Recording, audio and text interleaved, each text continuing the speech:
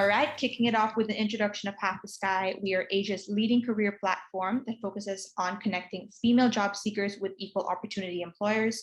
We offer a women's career network, skills training, and a growing list of career opportunities at companies that care, and also expert career advice to help you make that leap in your career. As an advocate for diversity in the workplace, our mission is to level the playing field for women at work and to build a diverse and robust workforce. All of this to inspire more women to achieve their career aspirations. So please check our platform out. You can do so at www.halftheskyasia.com. And our host for today is none other than Sabrina Ho. You all know her as CEO and founder of Half the Sky. Hong Kong born but based in Singapore, Sabrina has had over 15 years of recruitment experience across APAC, and she founded Half the Sky in 2019 with a mission to level the playing field for women at work. Sabrina is a sought-after contributor, moderator, and speaker on topics such as diversity, the future of work, and leadership. And she has also been recognized on LinkedIn Top Voices 2020 very recently, and a Singapore 100 Women in Tech in 2021, as well as prestigious 40 Under 40. And she was a judge on the Peaks Power List. Sabrina has also been featured on LinkedIn, Workforce Singapore, Channel News Asia, Elle Magazine, Tatler, Prestige, among many other publications. So welcome, Sabrina. It's great to have you here today. Thank you, Bianca. And now please allow me to introduce our incredible panel of female leaders today. Firstly, we have Toon Kim. She's the General Manager of Manufacturing Solutions for IBM, and she oversees the supply chain operations in Singapore. So the people who know Toon Kim have experienced her truly positive personality and her deep passion for people development.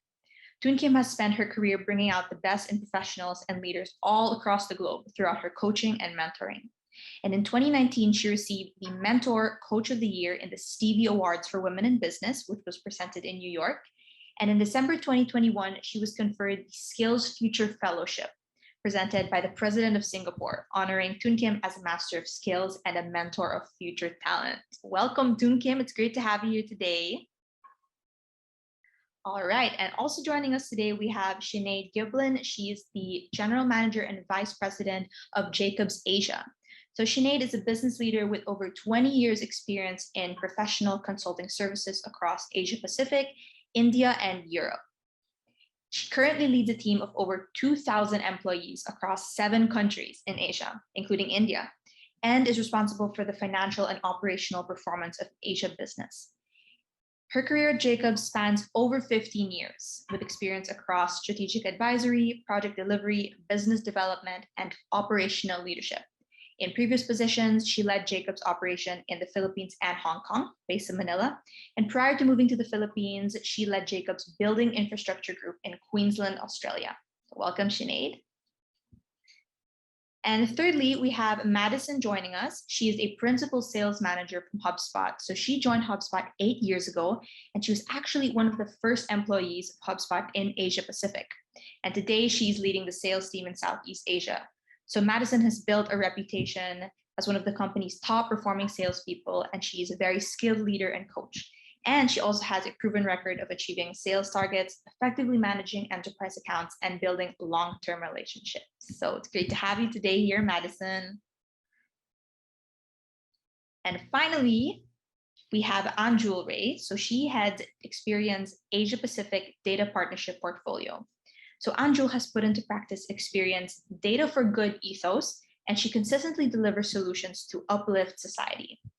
Anjul is a risk and fintech professional with 17 years of experience. And over her period, Anjul has developed a deep expertise in customer acquisition and portfolio risk management for retail customers. Her career has enabled her to work across Asia Pacific financial capitals such as India, Hong Kong, and Singapore. And Anjul is an economist by training with a graduate honors degree from the Delhi School of Economics. So those are our 4 panelists. We are extremely excited to have you today, and we can't wait for the fireside chat that's to come. I will now pass the mic to Sabrina. Amazing introduction, Bianca. Thank you so much. And whoa, we have such a stellar panelist today, and lucky us. So hi, everyone. My name is Sabrina Ho, founder and CEO of Half the Sky, and welcome to our IWD 2022 Break the Bias, Smashing Stereotypes, and Breaking the Glass Ceiling event. So for our fireside chat today, we will divide it into 4 parts. So part 1, we're going to get to know our panelists a little deeper and their career journey. Part 2, the panelists are going to share with us how we can all break the glass ceiling. And part 3, we're going to discuss how we can all challenge stereotypes and biases without burning bridges in the workplace. And the last part, our part 4, the panelists are going to share with us tips on confronting our self-biases. So without further ado, let's go straight to our part 1. So as I mentioned, we're incredibly fortunate today to be joined by such a diverse panel of female leaders who have made their mark in various industries. And I personally want to get to know all of them a lot more. So panelists, please introduce yourself and tell us what you do at your organization. Jun Kim, you want to go first? Thanks so much, Sabrina. And thanks, Bianca, for the introduction. It's definitely my pleasure to be able to spend the time with everyone here today to talk about a topic that is very close to my heart. I am the GM of the General Manager of the IBM Manufacturing Solutions, overseeing the supply chain operations in Singapore. I spent a large part of my career to develop and grow professionals and leaders, in fact, helping them to maximize their potentials personally and professionally. So it is something that I am most passionate about and definitely looking forward to spend this time with everyone today. Thank you. Sinead? Thanks, Sabrina. So yeah, my name is Sinead Giblin, as Bianca mentioned, and I'm the General Manager for our Asia operations for Jacobs.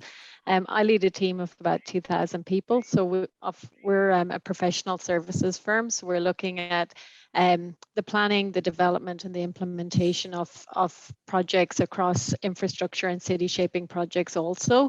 So we're across 7 different countries in Asia.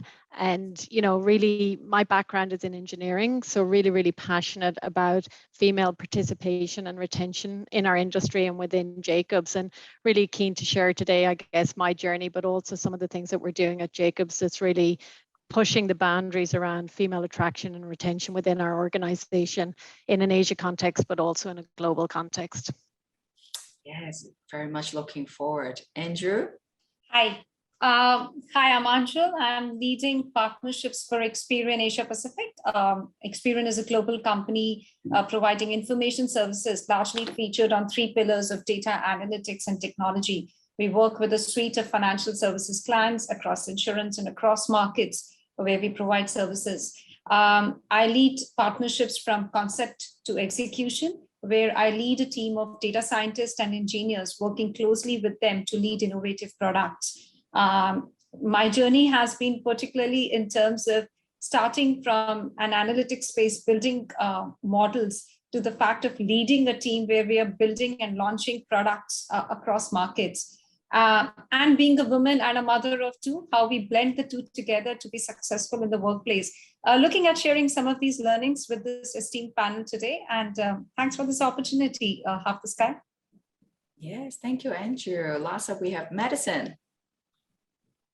Thank you so much. Hi, everyone. My name is Madison Carmody. And firstly, just wanted to say I'm honored to be here with such an incredible group of women. And this is a topic that I am really passionate about. So excited for a good conversation this evening. Thank you, everyone, for being here. So I lead our sales team, our direct sales team in HubSpot. I've been with the business for about 8 years. A part of the founding team in Sydney. I was also the first female in APAC as well. So this has been a topic that I have personally been pursuing very proactively in my time. And since being in Singapore, I'm an advocate for women in sales and enabling others to be successful. So excited to get into a good discussion today. Yay, thank you so much, panelists. So we all know this International Women's Day, the official theme this year is Break the Bias. And at Half the Sky, we see this as smashing stereotypes and breaking the glass ceiling that the modern career women face. You all are inspiring role model. We have definitely smashed stereotypes and broken the glass ceiling, which is why we would love to get your insight on such an important topic, especially as we continue to level the playing field for women and empower women in the workplace. So panelists, in your experience, to what extent does the glass ceiling prevent women from securing leadership roles? Does it still create a significant barrier to career growth? Or do you believe that we should have more hope because it's slowly diminishing as the year goes by? Sinead? Yeah, thank you, Sabrina. So I think there's always hope, right? And we are seeing some positive change, but my own perspective is that I think we need to move more quickly. And if you read, the UN data around true equality, and it would take 100 years plus to reach that. And thinking about that in a pre-COVID context, I actually think we've probably gone backwards. So I do think there is progress and there is hope, but we have to move faster and with greater intent. And so we've got to be really purposeful as a business community in terms of driving that change. I think in terms of, does it still exist? Yes, it does. I think we keep breaking it, and it's going to be an ongoing journey. And in some ways, it's going to take all of us to lead the way and keep smashing that glass ceilings as we encounter them and get more senior within our organizations, industries, and business communities as a whole. But I do think there's hope, and I do think we'll keep pushing forward, and hopefully at some point we'll get the momentum that drives real and meaningful change. Yes, Tun Kim. I saw you unmute yourself, so I'm gonna point you out. All right. Okay. As I look back in my own career journey, I would say that I'm actually very blessed, and I'm very blessed that I have not experienced major challenges because I'm a woman. I'm really grateful that the environment that I'm in and the organization that is IBM that I am in actually embraces diversity and inclusion a lot. And so they place a lot of advancement and retention of women potential leaders as their key priorities. So certainly very blessed, but I do not want to take it for granted, right? Because I believe that glass ceiling still exists, and it exists in many different industries and many environments out there. Because if you look at the women executive representatives, they are still really underrepresented in many of the industries. So the glass ceiling still exists. However, I believe that it is improving, especially when there are more awareness and there are more talks about how do we #break the bias, right? So certainly that will improve, but it will take time, not so soon. But I'm sure that we all have the hope that it will happen. Yes, I agree. Madison? I think, Tun Kim, you've hit the nail on the head, where it depends on the organization and how blessed you are at the company and how proactive they are with diversity and inclusion. Because a lot of organizations, if this isn't something that is discussed with leadership, and if those leadership, like you've mentioned, Tun Kim, may be majority of men, there could be a lack of opportunity for women who are hoping to break the bias, break the glass ceiling. So I think the conversation is definitely improving, and having International Women's Day, and even in the past few years, making it more and more mainstream, has enabled us to make it a conversation. I had my brother call me and share Happy International Women's Day, which he would not have done a few years ago. So the fact that it's becoming more mainstream, it's becoming almost from a grassroots perspective, and conversations like this are happening more and more frequently, is going to enable people to catch up. But also, for example, with a lot of technology companies like HubSpot, we have gender quotas when we're thinking about hiring. And we have a diversity report to ensure that we are holding ourselves as an organization accountable to ensure that we are doing the right thing and eliminating any sort of implicit bias or subconscious bias when thinking about hiring and the roles in some of those more senior leadership positions. So I do think it's a slow progress, but I'm feeling very, very hopeful, especially for for my daughter, who has quite a while to go before she enters into the workforce, but I think she will be experiencing a very different world in years to come based on the work and the conversations that we're having today. Yeah, that's amazing. And we are all playing a part into, contributing to next generation. And you? Okay. So I echo what Sinead was saying. The glass ceiling has been lifted over a period of time. Initially, where we came in from was women to step into mainstream work was itself breaking the glass ceiling. Then now the glass ceiling is lifted. What percentage of women are occupying your leadership positions is where we are all inching towards. And how do we make this happen? Is one, believe in yourself. I think where, women need to strongly portray themselves as the confidence and the ability and the capabilities they bring to the table. We need to believe in ourselves, we can do it. It's only then the others will believe in us. So I think that's where we should be inching towards breaking this glass ceiling ourselves. The second is more in terms of awareness. And I think just this whole forums, just as we called out, is creating that awareness that is giving an opportunity for women to speak. Earlier there was a level of hesitance in terms of echoing your voice, your thoughts. But now these forums give an ability of the focus on DAI, for example, what you have in Experian. You are appreciated for the thoughts that you bring to table. The inclusive culture helps. And I think this is what, when you're supported by a good environment and you have confidence and capabilities, you're definitely going to break the glass ceilings. I think we're just on for more and more success going forward. Thank you, Andrew. And as some of the panelists have mentioned, discrimination, prejudice still exists. And what we see is this tendency are all the more prominent towards women in position of power.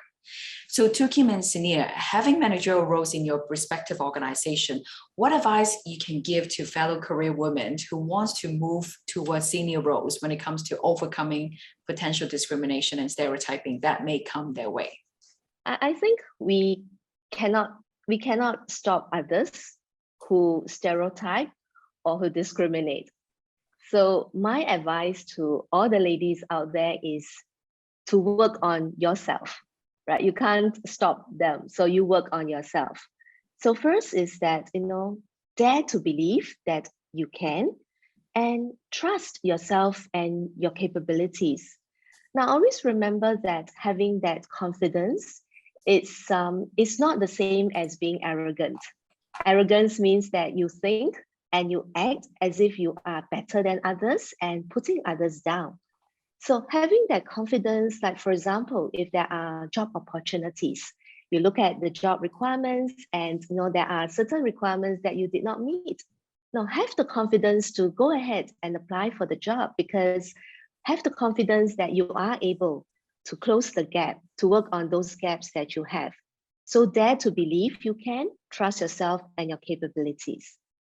Now the second advice that I would give would be, have the courage to start the conversations that matters. Be able to speak up and share your ideas, your thoughts during meetings, as well as in discussions.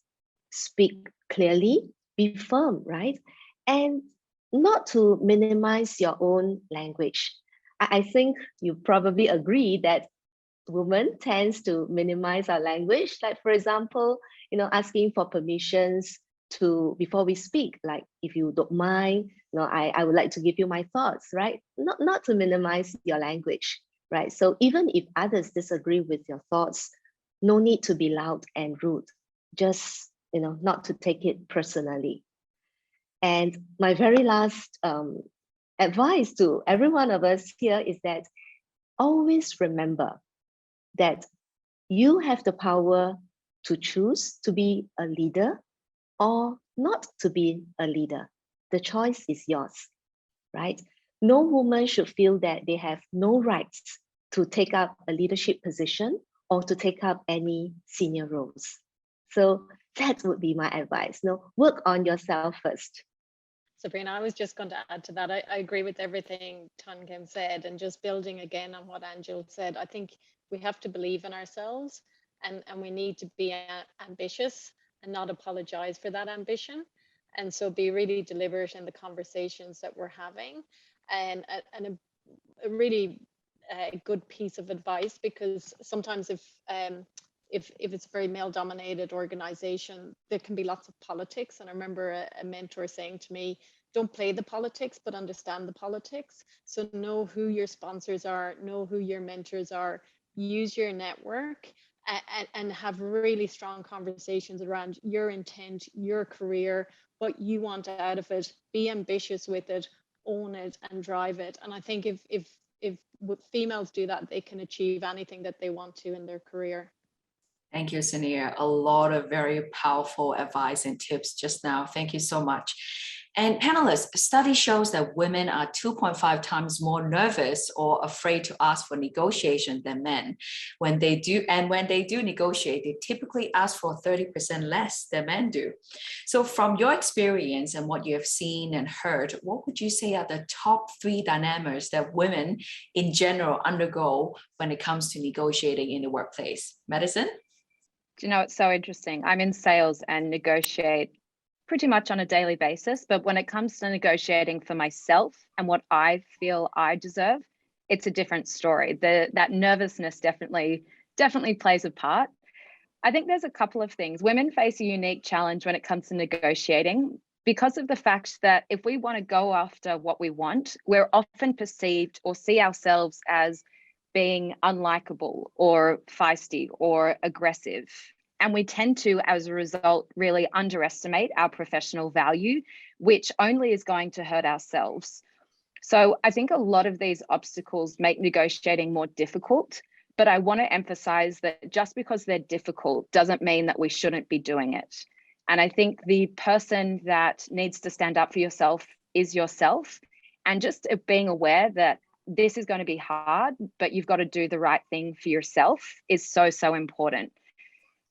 So I think a lot of it comes down to our confidence, and that's already been quite a theme since we've been speaking only for a short period of time. Having confidence in your preparation when it comes to negotiating, knowing your worth, and often we sometimes underplay our confidence in the workplace to protect ourselves. But knowing your worth and being able to quantify your achievements or your accomplishments is going to give you conviction when having those tough negotiations in the workplace. So for example, in sales, if you're asking for a negotiation, you might think, well, how much revenue have I brought in? What is my retention rate with my customers? How many new logos have I brought on board? If you're in marketing, you might think, well, what has been my reach for some of the campaigns I've recently done? What's been the ROI of how much revenue I've brought in based on the leads I've passed to our sales team? All of this will help you quantify it and make it more objective for you to be able to ask for what you want. And of course, as well, we have so much data publicly that can support your case when thinking about your worth in your role. And so, for example, you've got Glassdoor, which is a fantastic third-party review site that can give you insights into salary and expectations with what you should be paid and what you deserve to pay. But also go to a recruiter and ask them what the market salary guide would look like. All of these things will help with the confidence and the making it more objective so that you're seeing this more of a business transaction rather than a, hi, can I please have a raise, or can I ask for flexible working, hours, whatever it may be. Great tips. And Madison, I particularly love the quantifiable achievement to showcase during the negotiation meeting. Very, very useful. Thank you so much. Anjul? Yeah, I think those were some great points, Madison. I'm going to incorporate in mine when I speak next on a review. But I think the fact that the theme is also I'm worth it has put a lot of confidence in women when they are negotiating offers. So I'll take a slightly different lens to it. The fact that you have landed an offer with a company, you are now, maybe from a compensation perspective, you feel it is worth the value of your time, your capabilities that you bring to table. I think there is a whole set of factors and criteria that women have to include when they're looking at a job offer, right? Your compensation, your position is one aspect of your negotiation that you look at. But there are multiple other things that typically, break us apart, whether that's looking into the family time, the time we need with kids, the time we need to take for adult care leave. And this is becoming an important part of your overall compensation review or your overall work-life balance that you need to keep in perspective when you're negotiating a new job offer. So my view is, when you are confident, you bring a lot of capabilities to table. So there is a financial compensation part of it, which you should ask for, but you should be very clear on other aspects of it in terms of family care leave, child care leave. What's the kind of flexibility that I have with working? Believe me, I think COVID has just helped women at times when you could manage your personal life as well as work life together. And we want to continue with it. So I think those kind of criteria is going to be very important. One last thing I had called out is, for me particularly, I think company culture is going to become extremely important when women are looking at new job offers. How inclusive your culture is, what's the percentage of women you have on leadership board? Do you promote training programs? What's the kind of succession you've had in leadership roles? I think these are very important set of criteria when you're looking at your new job. How inclusive, how diverse, how supportive your company culture is going to be definitely an important criteria for KeepCap. Yeah, some other amazing tips as well. Thank you so much, Anjul. And we're going to keep you here a little bit longer. Anjul, so with your strong background in finance and fintech, the unfortunate reality is that women are still underrepresented, with just 29% participation of women in this industry globally. And by 2025, it's estimated that this industry will grow by 20% in market value, which will widen the gender gap even further. So Anjul, what policies would you recommend companies to start implementing in order to increase the numbers of women in fintech and finance? And assuming that more women will start to join the industry, how can companies encourage them and empower them to excel? Great question, Sabrina. The point is, this is a very competitive field, and this is a hardcore competition. When you look at data sciences, you look at technology, this is typically a male-dominated field. Going into leadership positions is even more challenging in this space, given the level of expertise and knowledge most of the guys have.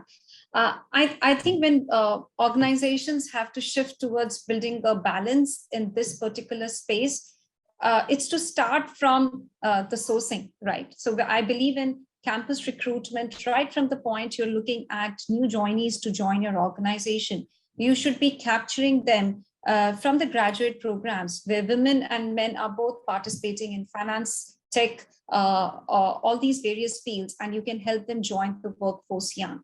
The second aspect of it is nurturing them, right? What is the kind of training programs that you provide for women to build those skills more, or women to move from their existing set of skill set to new set of skill set, and recognizing them? I think where we also need to put a focus is, especially in organizations, you provide a lot of training programs, but unless you recognize that this is what is helping a woman go forward, you will not encourage the right set of practices. So I think that's where is the second aspect of nurturing it.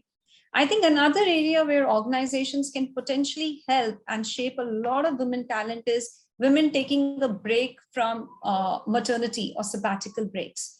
Now, these are set of very talented women who have had a significant career, but then they take a pause because they want to spend time with family. But rejoining back in the mainstream becomes a huge challenge. And I think that's where a particular set of program or policies to retain back working women who have taken a maternity break is going to be very, very promotive for getting more women in finance and tech space. Thank you so much, Anjul. And so, panelists, let's switch gears and talk about another industry where there are still biases to confront, which is sales. So globally, women make up just 26% of sales managers. This is less than a third of the industry. And however, they are proven to do just as well as, or even outperform their male colleagues. So Madison, you joined HubSpot 8 years ago and are currently leading the Southeast Asian sales team. This is a huge accomplishment. So, and also sales is a natural function for women since it's focusing on active listening, emotional intelligence, and empathy, which women typically have an abundance of. However, many people think of sales as more suited to men because of their aggressive nature that can benefit them in sales position. So being at a female sales leader, what are your tips of coaching younger women in your team and preparing them for career advancement to become sales leader in the future, especially if they're not surrounded by as many female role models as they would like to have? This is such an important question, because if there aren't other sales leaders who are supporting and advocating for the next batch of sales talent, if I don't do that, who else will? So I think it's a really important question, but I think there's so many things. I mean, when it comes to career advancements, especially in sales, when historically it has been a male-dominated environment, imposter syndrome tends to take a place. I used to come from and every business owner, every decision maker I used to speak to would always say, there's a gap in the female sales arena. Can you find us good sales talent? And I actually saw that as an opportunity for myself, which is one of the reasons as to why I moved into tech. But the imposter syndrome is real, and having the lack of confidence in owning the next step in their career can often put us behind in terms of where we think we can get to. There's always that example, the classic example I often laugh or think about, is that if a male sees a job description and they have accomplished 50% of the job skills or job requirements, they'll still apply for the role. Where and I know I've done this in the past, you look at the same job description and you think, I've only ticked, 8.5, 9 out of 10 boxes. There's probably a better candidate. I might not raise my hand. And that's really just comes down to perception. So there's a few things that I definitely do. And my role is very much a coach and a leader to be able to support people to develop their careers in the way that they would like. So I think the first step for women is making sure that they have a mentor who advocates for them and is in their corner. My first boss put me into the sales realm and very much paved a path that I didn't know existed. And without his mentorship and without his support, I would not be in the same place that I would be, because I purely didn't know what I didn't know. So having a mentor is incredibly important, but also surrounding yourself with others who are in a position what you want to be in. So for Anjul, what you were talking about, you're leading a team of data scientists. If I was a data scientist and a junior one surrounded by males, but I can see Anjul is a leader and has risen to the top, that motivates me that what is possible for women in that position. So I think making sure that you've got a group of people who support you and also have done the role and are helping you take that next step in your career. The other thing is, I think women are very good at putting their head down and getting the job done, which is fantastic for the organization. But when it comes to their career, it's not the most important thing when thinking about their career development. So one thing that I always talk about is the pie graph. And so it's performance, image, and exposure. A lot of people think performance is the number one thing that's going to give them merit for the next career. But actually performance only plays about 10% of the role. The other 30% is about your image, which is, what do other people think of you? What is your personal brand? Do you maintain a positive attitude? All those sorts of things of how people perceive you. But the most important thing, which I think very much gets undermined and not looked at enough, is your exposure when thinking about your next step. And that makes up about 60% of this pie graph. And so that's thinking about who knows about what you do and the efforts that you put in on a day-to-day basis. Does your boss's boss know what you do? What do others think about you inside your organization?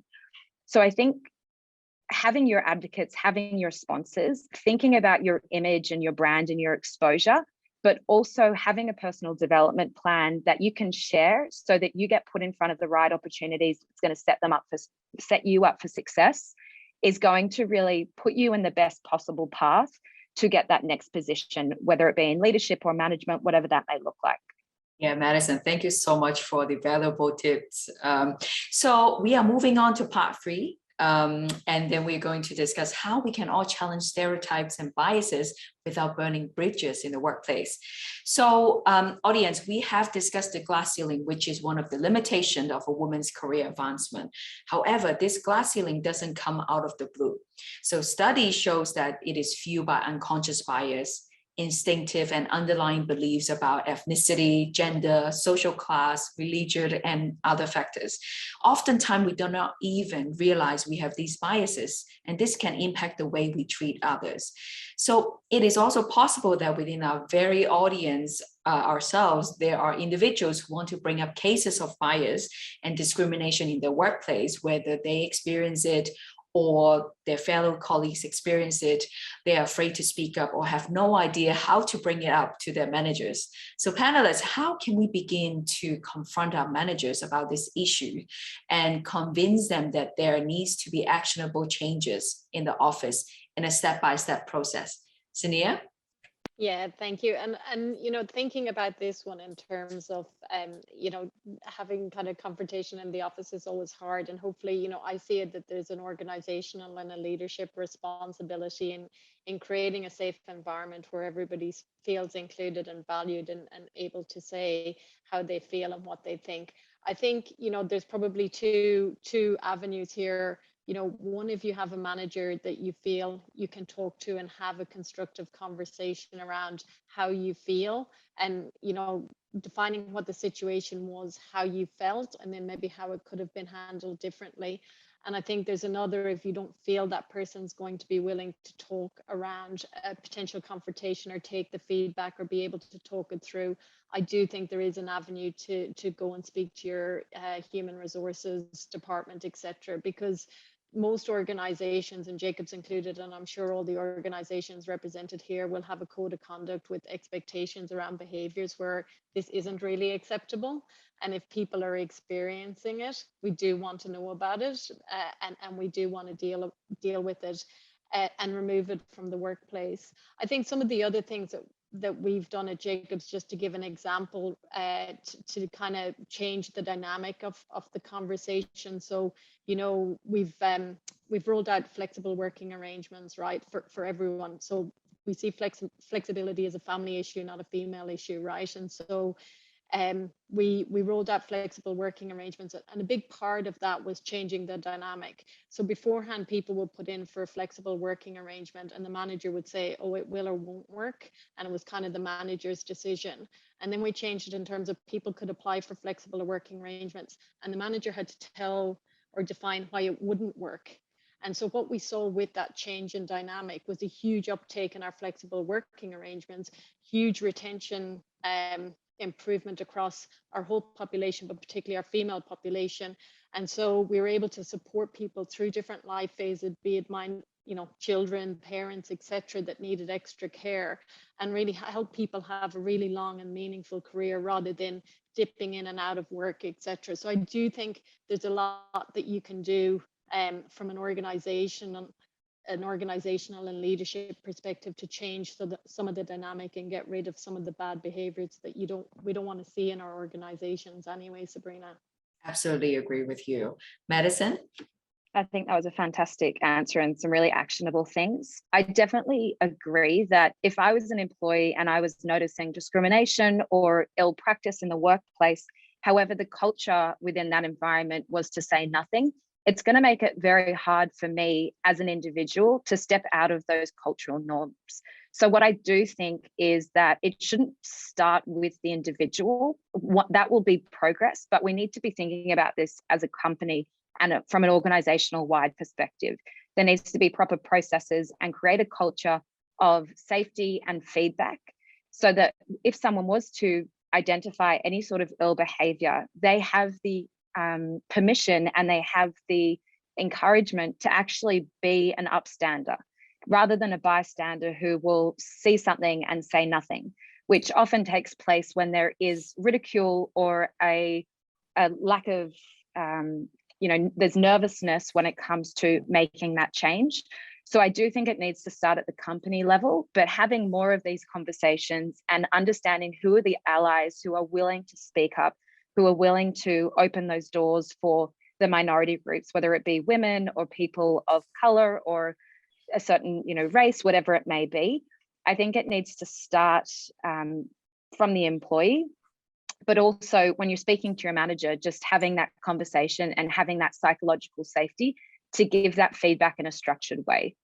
And so one way that you can always do it is just by using a feedback framework to make it, again, more objective. So rather than trying to pinpoint or label or making it too emotional, the situational, behavioral, or impact SBI feedback model is a fantastic one to start with if the culture isn't there to promote that sort of two-way communication or that create that safe space of the feedback culture with discrimination or challenges in the workplace. Thank you, Madison. And Toon Kim and Andrew, what are your top strategies in managing team conflicts that may arise between members of a team, especially if there's an undertone of bias and prejudice that cause these conflicts? In terms of conflict because of bias and because of prejudice, very often it goes unnoticed, or even sometimes when it gets noticed, it was ignored. I completely agree with what Sinead as well as Madison has previously mentioned about the culture and providing this psychologically safe environment for people to speak and also to have that structured feedback. Now, for me, I think it's important as a leader to observe and be sensitive to microaggressions. Microaggressions are really those subtle, whether they are intentional or they are unintentional behaviors, body language, or even gestures, language, or even jokes, right? The words that use could be hostile, it could be even negative and hurtful to a certain groups of people. So as a leader, it's important for me to observe and be sensitive to all these microaggressions that is happening within the team. Now, having observed and be sensitive, I must also be able to address them the moment I see it and not sweep it under the carpet. Because if I hear about it, I am there, and yet I do not address it, it would also mean that I am encouraging such behavior which are not acceptable, or such aggression that is not appropriate in the organization. So while each and every one of us play the part of being a upstander and not a bystander, as a leader, it is even more important that we do so, right? To set the right tone for your teams, to let them know that such behaviors are not acceptable. And of course, the last one is about creating awareness, proactively creating the environment that supports inclusion. Talk about the bias, how bias can influence our decisions, how bias can affect the way we behave and act. So by increasing the awareness, people becomes more sensitive about it, and collectively, right? It has to be a collective effort to make it intentional in using languages that are more inclusive, as well as being more diversified and inclusive in taking actions and making decisions. I would just echo some of these great points that people in the forum have called out. Acceptable behaviors and setting standards is going to be extremely important. We do that Experian as part of the team code, as part of our values, as part of our training program. Typically, a set of training programs that you do should be both on soft skills, your values and culture, and actually technical skills that people need to evolve and upgrade to. And when you cite examples of what is acceptable and what is not, and you actually train people and you force them that this is a kind of mandatory training you have to go to, you're actually providing evidence of what is acceptable and what is not. And it does make a difference in work culture. So I think that has worked across organizations where I have seen such kind of training programs, and explicit evidences are provided as part of training on what is acceptable, what is not. The second aspect of it is speak up, right? You are seeing a bias, you want others to call out. Yes, that's fair, because we want as a society that we should be observing and we should be calling out if this is unacceptable. But at times when we feel there has been a bias, we should take the courage to speak up. It may be an objective assessment, it may be a subjective assessment, but sometimes getting the feedback from others on what you felt was a bias was actually true or not. And if it was, what could have been done better is very important. So speaking up in terms of those situations is important. Third, where I feel is Again, when you are in a forum, again, that belongs to what's the level of leadership positions that women occupy.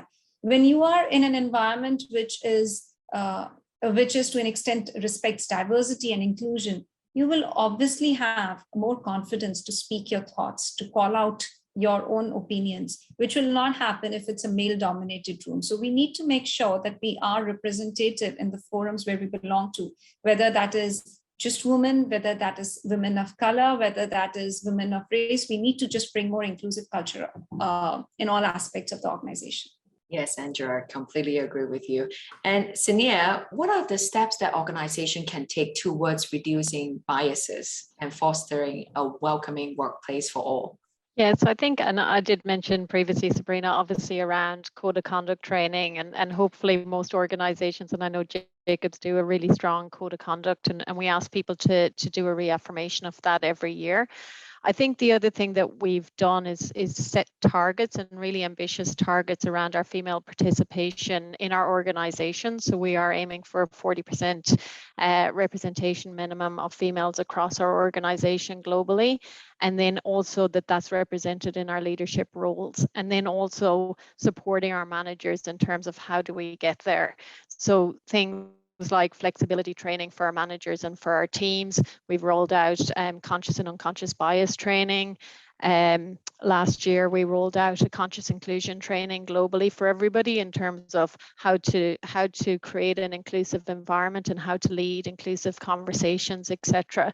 So I think there's some really tactical things that we can do that really creates the environment and the expectation of behaviors and what we want to see within that environment that's driven top down. And then we have our broader networks. So we have a women's network and we have some other networks as well within our organization. And they kind of do the grassroots up, and that way you get the momentum in terms of creating that environment that removes biases in the decision making, and creates an environment that's really equal for everybody in terms of opportunity. And then we follow that up with career conversations with our people and our team, so we're engaged in that conversation of what that journey is on an individual level, and how do we as an organization help people, all of our people, achieve what they want to achieve in their careers. Yes, thank you, Sinead. And so, audience, we have discussed how to manage biases that individuals have about each other, but it is equally important, as some of the panelists has mentioned, to address how we perceive ourselves as career women. So a recent 2020 study showed that 82% of people experience imposter syndrome at some point in their career. I'm definitely one of them. And this phenomenon is known to affect women significantly more, which is 70% of executive women reported having experienced imposter syndrome at some point in their career. And then the large part of the reason for this number is that beliefs we create about ourselves, stemming from factors like family upbringing, social anxiety, and of course, gender stereotypes. So panelists, feel free to jump in. What are the top 3 tips you wish to leave us with for coping with imposter syndrome and channeling our inner confidence so that we can be the best version of ourselves? Okay, so Rina, I'll go ahead first. We talk a lot throughout the last few minutes relating to bias that others have of us. And so this imposter syndrome to me is about our self-bias, right? It's no longer having other people bias on us, but ourselves having bias on ourselves. So my 3 tips to eliminate self-bias would be to believe in the power of I am, right? Because the words that follows I am actually follows you. Use empowering words to describe yourself, right? I am confident, I am capable, I trust myself. So use empowering words to describe yourself, because every one of us talk to ourselves 60,000 times a day. So imagine if you use these empowering words, how would you feel about yourself? So the first tip is believe in the power of I am. The second tip is to be open, to learn and to model the patterns of successful women, right? Their success is also not overnight. They have gone through many different challenges. So that experiences becomes our learning opportunities. So be open to learn and model their patterns. And my very last tip is to fall in love with yourself, loving who you are and loving what you see. Because when you fall in love with yourself, you will make yourself the first priority, right? Take good care of yourself, whether is it physically, mentally, emotionally, spiritually, and financially. Because when you do that, you would naturally exude that confidence, that radiance, and that glow. So that's how you will beat your own self-bias. Thank you, Chung Kim. Sinead? Yeah, I love that, Chung Kim. Thank you for sharing. I think, I completely agree. I think we're all on a continuous learning journey, right? And I think sometimes we think people know more of us, but we all come with our unique experiences and background, and that all adds value into the context. And so I think it is nobody's perfect, right? And I think sometimes we suffer with we're not perfect for the role, so we don't go for the role, but we have to have that. What do I bring to the role that's unique about me, and what can I learn, and how can I develop in a role? So I think that's kind of it's a different kind of spin in terms of the imposter syndrome, because you may not be ready or you may not have the experience, but you can still do a role and have a go at a role and go for it and be confident in it and be ambitious about your career. Nobody's going to care as much about your career as you do, so you need to own it and drive it, and really have those really strong career conversations with whoever can impact that in an organizational context, to say, I'm here, I maybe want to go to the next level. What's that experience, or what are the development elements that I need to work on to get there, and how do I get access to that? So having those conversations and pushing your career in terms of what you want to achieve, the experiences you want to have, is really, really important. Takes a little time to me. I'll echo that point. First is believe in yourself is more important. We are very self-critical of our own selves, and we need to get away from it. We need to believe that everyone has a set of imperfections. We will have our own. And let's not just become too critical of those gaps that we may have when we're applying for a particular job profile or we're applying for a leadership position.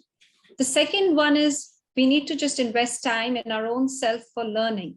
When we constantly upgrade our skills, when we learn new things, when we interact with more people, we are on a progression path already. We should continue to do that. That's extremely important as we grow and develop our skills.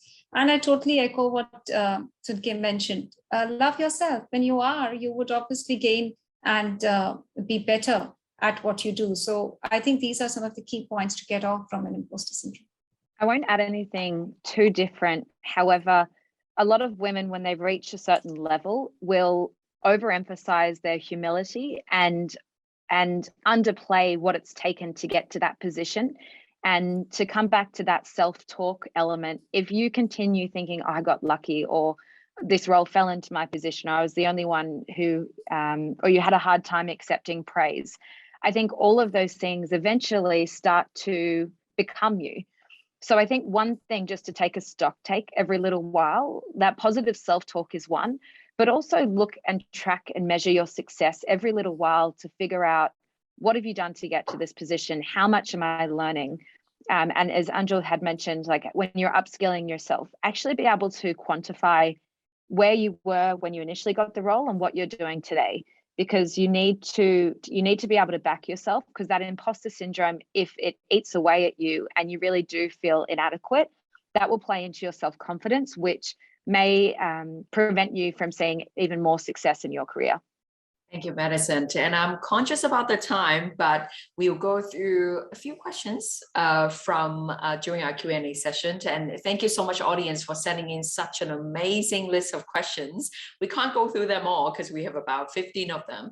So we're going to pick two, and then we're going to take some questions from the live audience as well. So question number one from our registered participant. So panelists, what are the new glass ceilings women are facing today? I'll take that one. Okay, I think the glass ceiling has moved.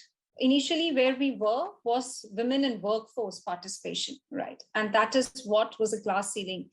Typically, especially where I come from, women in mainstream jobs, women in 9-to-5 jobs, women in corporate jobs, women in finance, women in fintechs, women in tech was definitely something like a glass ceiling. I think we've already shattered that and moved ahead. The second set of glass ceiling where I see is leadership positions, and how do we make ourselves a successful leader is what is the new glass ceiling that we are seeing. And that these are the kind of forums which actually encourage, participate, let women participate in it and speak up. So I think the glass ceiling is more in leadership positions rather than just being in workforce. The more important one where I see potentially each one of us working towards is we want to have it all. Yeah, we want to be very successful leaders. We want to be very successful moms. We want to be the best in terms of physical health, mental health. And I think that is where the glass ceiling will be for us to have it all. It's not just leadership at work. It is where we want to be as an accomplished mom, as an accomplished leader, as an accomplished homemaker, and be good with mental health as well as physical health. So I think that's where my perspective of the glass ceiling is now. Okay. I think, sorry, I was just going to say I agree with Anjul. I think, when I think the glass ceiling, it's around the representation, right, in our industries and in the business community as a whole. And I think we see a lot of exceptional women who have broken through that glass ceiling. But I think the next step in that is that it becomes representative of our organizations or our communities in terms of participation at all levels. And we are quite a bit away from that. And so that's, I think, we've reached that kind of level of maybe it's participation in the workforce, but we need to keep shattering it at each level as we keep moving through. And when we see, as many female CEOs as male CEOs, we'll know that we're there. Thank you, Sinead. And the next question from the audience will be, what are your tips for reconciling long hours and career advancement with mom's guilt? Let me take that because it's pretty close to my heart.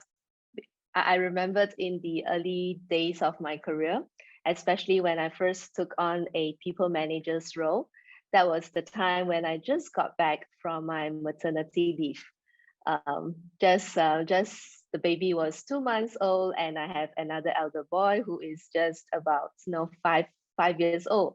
In fact, when I was offered this position as a people manager, leadership position, I was thinking to myself, I said, how am I going to manage it, right? It is a leadership role, and here I am with 2 young ones and just got back from maternity. But I think a lot is our own self-talk again to say whether can we really do it and how can we do it.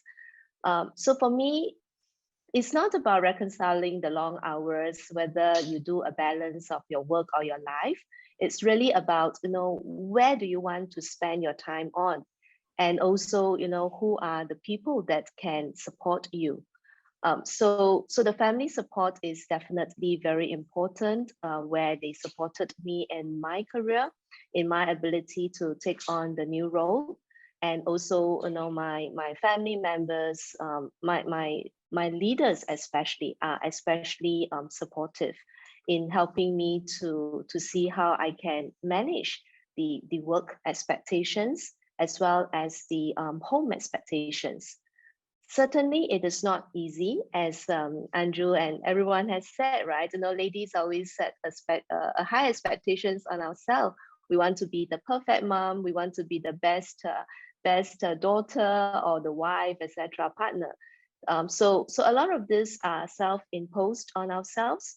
So key is that how do we talk with the people around us, our family, our own team, our leaders, in managing the expectations at work and expectations in your family.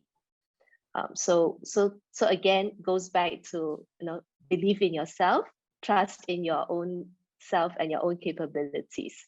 Yeah, maybe I'll just give a quick one. I struggle with this all the time. First of all, there is no balance.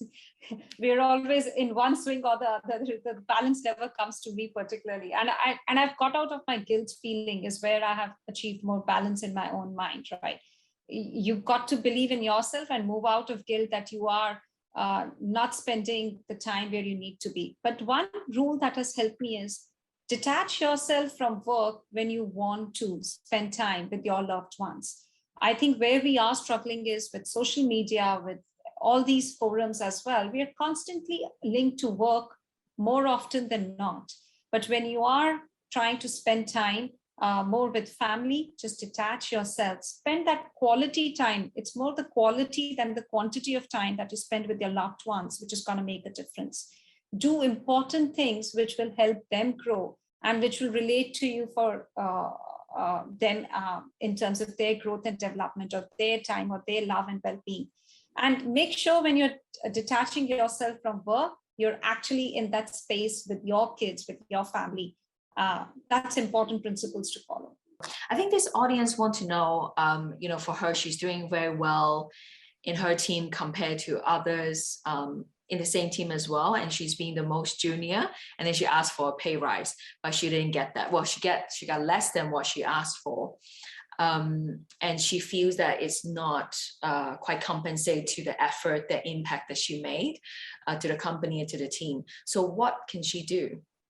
So I think it probably, from my perspective, I think, Madison, you covered this off earlier with some of the advice that you gave in terms of negotiation and kind of understanding your role and what that role, how that role is compensated within the industry, etc. And understanding your worth, I think, is really, really important, and having a balanced conversation around your expectations and how that fits with your role and your compensation with your manager in terms of how you what you expect. And I think, what we do in an organizational context is we benchmark most of our roles. So we will ask, if someone asks about their role, etc., we will benchmark it both internally and externally to make sure that it's compensatory with the role and the role that person's performing.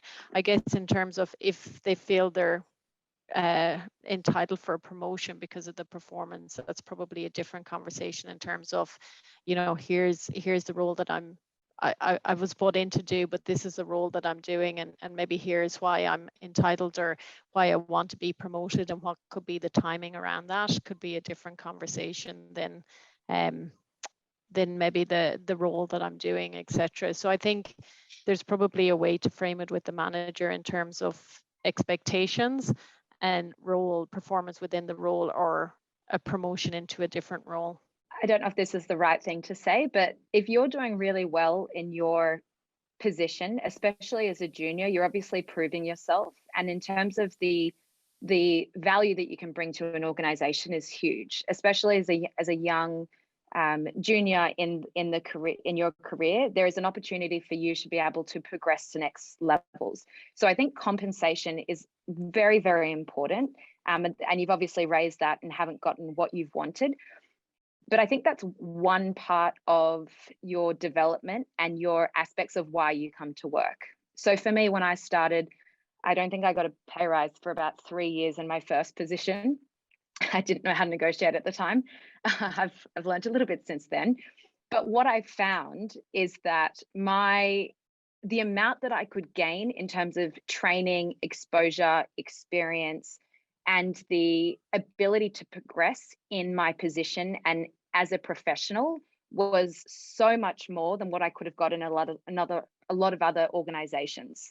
So this doesn't directly answer your question about how to get even more in terms of compensation, but I would be looking at your worth and knowing your worth. And I think it's great that you've asked for what you wanted. But if you haven't got it, I would be asking myself the question, if I was to leave and get the additional $1,000, for example, if we're hypotheticals, if you're getting an additional $1,000, is that additional money that you're getting in your pocket every single year worth the sacrifice of leaving the trajectory that you're currently on in your career?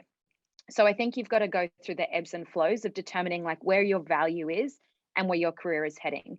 Because if you've got great mentors, you've got advocates, you've got a strong personal brand, then maybe understanding and speaking with your mentor or your manager about what it's going to take to get to that next position or to get to that next step in your career, maybe it's worthwhile holding on and working together on your professional development plan to get to that career, knowing that you've got all the right people in your corner.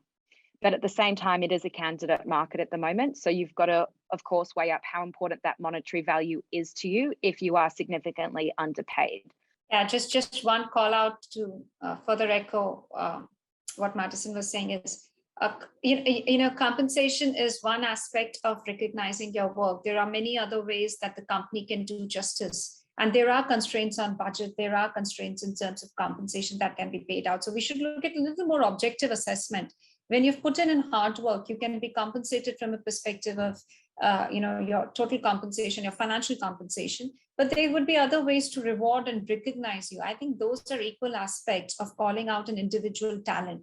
Where you're looking at is the fact that you're talented, you want more recognition, you want more responsibility. And that doesn't necessarily need to be financial compensation, right? You're given visibility to leadership, you're given visibility in terms of the work that you have done, and you're given more exposure or more responsibility is also acknowledging that you have done great and people recognize the talent and capabilities you bring in.